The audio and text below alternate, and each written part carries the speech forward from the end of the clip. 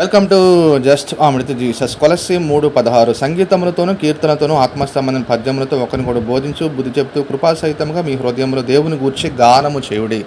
సంఘములో వాయిద్యాలు వాయించవచ్చా వాయించకూడదనే ప్రశ్నకు మనం బైబిల్లో వెతకగలిగితే ప్రకటన గ్రంథం 4వ అధ్యాయము 5వ అధ్యాయంలో ప్రభుని కనపరిచేటప్పుడు 4 జీవులు 22 పెద్దల చేతుల్లో వీణలు లేదా సీతార పూరలతో ప్రభు యొక్క నామాన్ని అత్యద్భుతంగా కనపరచడం జరిగింది.